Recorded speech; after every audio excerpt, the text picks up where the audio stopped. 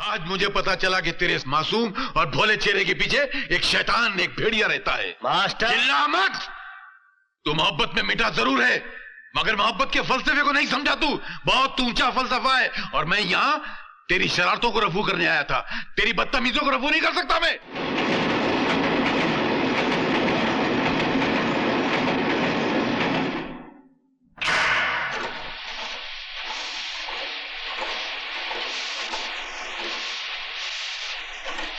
Sir मैं कृष्णा बोल रहा हूँ। कृष्णा? ओ कृष्णा, कैसे हो? ठीक हूँ सर, पूजा से बात कर सकता हूँ? अरे भाई, बड़े आदमी बन गए कि अभी तक वही कुत्ते हो जिसे घी हजम नहीं होता?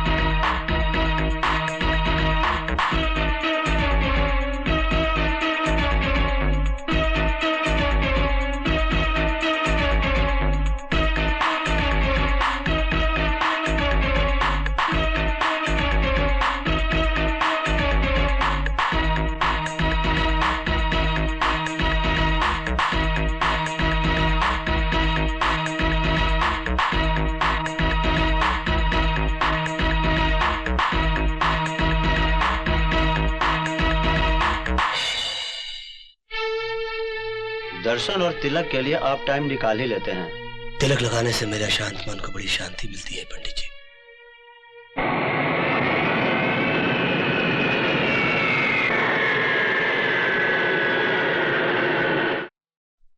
नमस्ते, मेरा नाम छबन मास्टर है, मैं रफूगर हूं।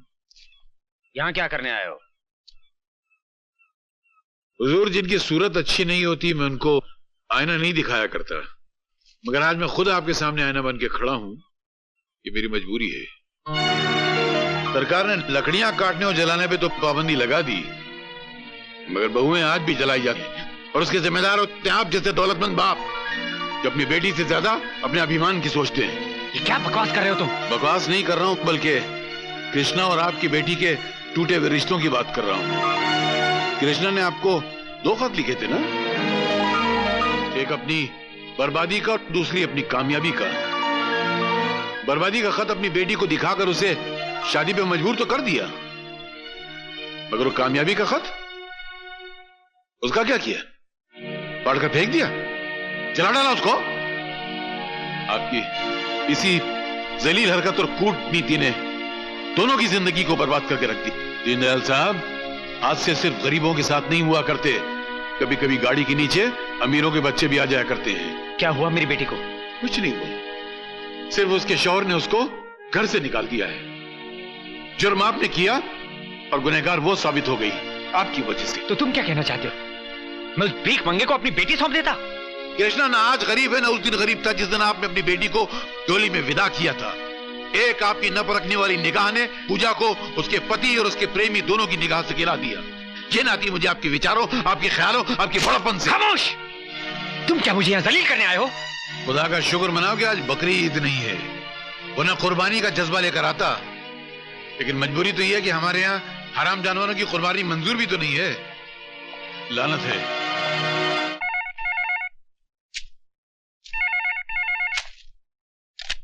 धर्मदास, मेरी बेटी कहाँ है?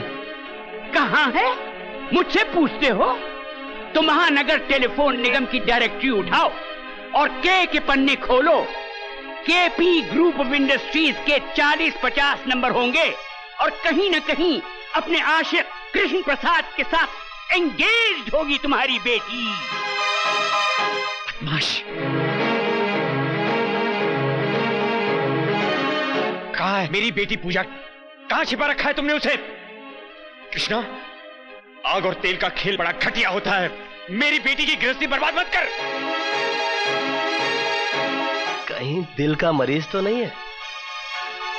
इसलिए पूछ रहा हूं कि अब जब मैं चिल्लाऊंगा तो कहीं तेरा दम ना निकल जाए। कृष्णा! चिल्ला मत!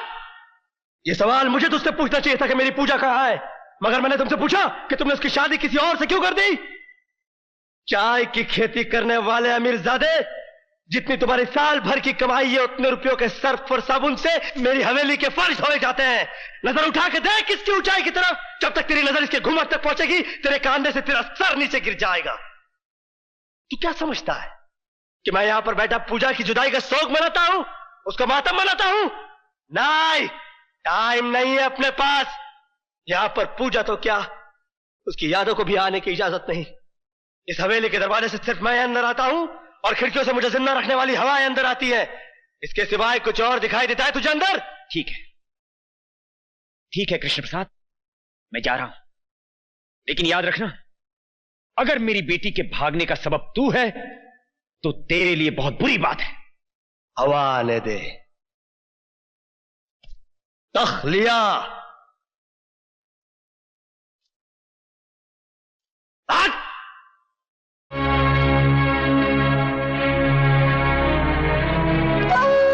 हुजूर, आपने जैसा मुझसे कहा था मैंने वैसा कर दिया। दीपक को जेल भिजवा दिया। रामा रामा। हुजूर, आपसे एक बात कहना तो मैं भूल ही गया। उस दिन पार्टी वाले दिन दीपक की पत्नी मेल देखने आई थी, आपके चैम्बर में घुसकर अपनी तस्वीरें देख रही थी। मैं अचानक वहां पर पहुंच गया, मुझे देखते ही उसके चेहरे का रंग बदल गया। मैं समझ गया कि आपने मेरी जगह दीपक को क्यों दी थी। रामा रामा।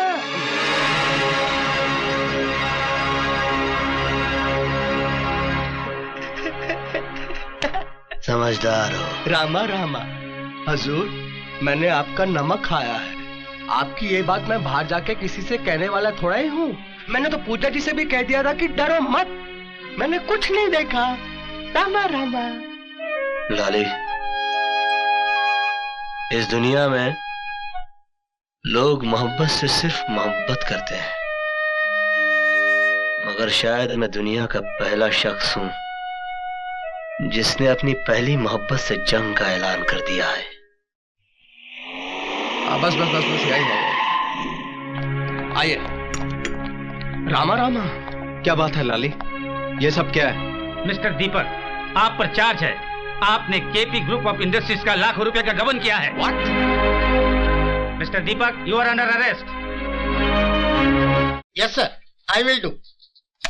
मिस्टर बजाज, मेरी समझ में ये नहीं आता कि आपको मैं कैसे समझाऊं। आपका केस बिल्कुल एक तरफा है, इसमें कोई गम नहीं है। आपके बेटे को सजा से कोई बचा नहीं सकता। केपी साहब, मैं आपसे अपने बेटे की रिहाई की भीख मांगने आया हूँ। कुछ एहसान तो आपने अपनी मर्जी से किए थे, कुछ मैं आपसे मांगने आया हूँ। कृष्ण प्रसाद मांगने वाले को सिर्फ भीख देता है, मगर तुम उन भिखारियों में से हो जो सिर्फ धुतकार के काबिल हैं। सच्चाई क्या है हुजूर, ये तो मैं नहीं जानता, मगर मैं ये जरूर जानता हूँ कि जिसे आप जैसा बड़ा आदमी मुजरिम कह दे, उसे बेकसूर कोई भी साबित नहीं कर सकता। आपके कहर ने मेरी कमर तोड़ दी है हुजूर। मैं आपके सामने हाथ जोड़ता हूँ, मेरे दीपक को छोड़ दीजिए। ये जानते हुए भी कि उसने मुझे जलील किया, मेरी कंपनी में लाखों रुपए का गबन किया। कृष्ण प्रसाद इज्जत और दौलत दोनों को एक साथ गवाकर खुश रहने वालों में से नहीं है, समझा? रहम कीजिए मुझ पे, मैं बहुत थक गया हूँ। मेरे बूढ़े कंधों पे एक बदनामी का बहुत बड़ा बोझ आ पड़ा है। छोड़ दीजिए मेरे बेटे को।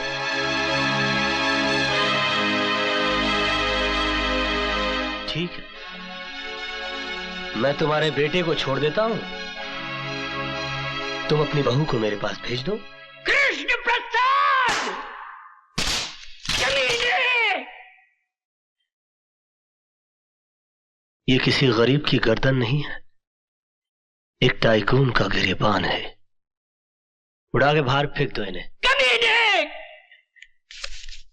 पहले मेरे बेटे को फंसा दिया, अब मुझसे मेरी बहू मांगता है।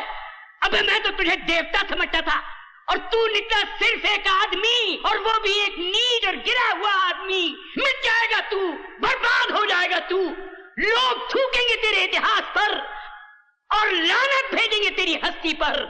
ये मेरी बद्दुआ है तेरे लिए, समझे?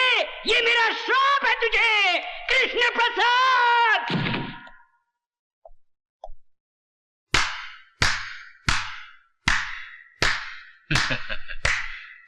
वाह कृष्ण प्रसाद, वाह वाह वाह वाह। आज मुझे पहली मर्तबा पता चला कि इतने बड़े महल में रहने वाला शख्स इतना छोटा भी हो सकता है। अरे जिस मोहब्बत को तो अपनी मोहब्बत के बल से हासिल ना कर सका, उस मोहब्बत को अपनी कायरता छल कपट से हासिल करना चाहता है। आज मुझे पता चला कि तेरे इस मासूम और भोले चेहरे के पीछे एक शैतान, एक भेड़िया रहता है। मास्टर चिल्ला मत। तू मोहब्बत में मिटा जरूर है, मगर मोहब्बत के फलसफे को नहीं समझा। तू बहुत ऊंचा फलसफा है, और मैं यहां तेरी शरारतों को रफू करने आया था। तेरी बदतमीजों को रफू नहीं कर सकता मैं जा रहा हूं। अरे जा, मुझे किसी की जरूरत नहीं है। अरे जब मैंने अपने दिल में रहने वालों के जाने का अफसोस नहीं किया, तो घर से जाने वालों की परवाह क्या करूंगा। मास्टर, तो सिर्फ बातों की चिंदियां रफू कर सकता है, दिलों के चिथड़ों को नहीं। चल जा, कोई जरूरत नहीं है मुझे किसी की।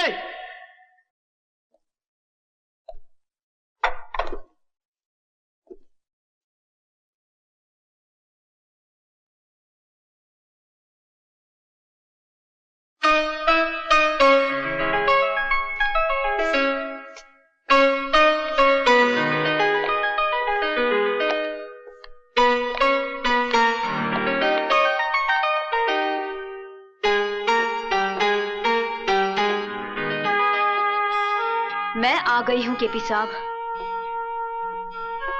मगर ये मत सोचना कि मैं तुम्हारी मर्जी से आई हूं। मुझे यहां मेरी मजबूरी लाई है। पति पत्नी के लिए भगवान होता है, और मैं अपने पति के लिए कोई भी कुर्बानी देने के लिए तैयार हूं। बोलो, उन्हें छोड़ने का क्या लोगे? बोलो, जवाब दो। तुम्हारा ईमान धर्म तो बिजनेस है ना? बोलो, क्या उतारूं?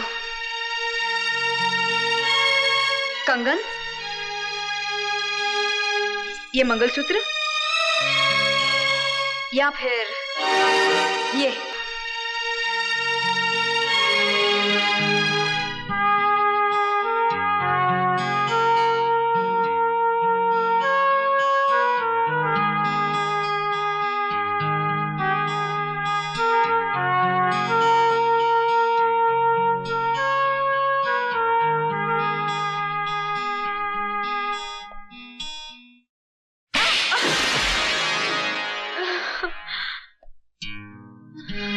तुम क्या समझती हो, मुझे तुम्हारे जिस्म की जरूरत है? तुम्हारे शरीर की भूख है मुझे?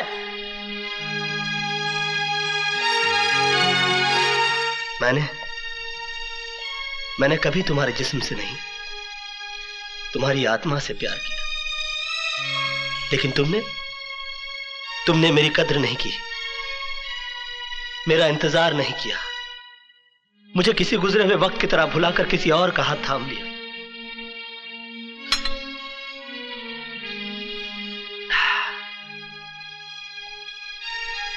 प्यार हम दोनों ने किया, मगर तड़पना सिर्फ मेरे नसीब में आया।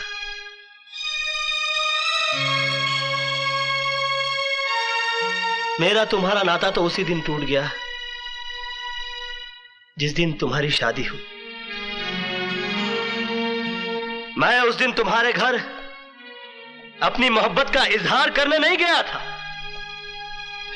अपने दर्द, अपनी तड़प का हिसाब मांगने के लिए नहीं गया था, बल्कि उस रात पार्टी में हुई इस गलती की माफी मांगने के लिए गया था जो तुम्हारे जुदाई, तुम्हारे सोग में चोट खाए मेरे दिल के हाथों हो गई। लेकिन तुमने मेरे जज्बात को नहीं समझा, मुझे कोई गिरा हुआ या घटिया आदमी समझकर धिक्कार दिया। मैंने तुम्हारे साथ जो भी किया वो बदला लेने के लिए नहीं किया, बल्कि तुम्हें इस बात का एहसास दिलाने के लिए किया कि तुम जो सोच रहे हो वैसा नहीं है। मेरे मन में कोई खोट, कोई पाप नहीं है।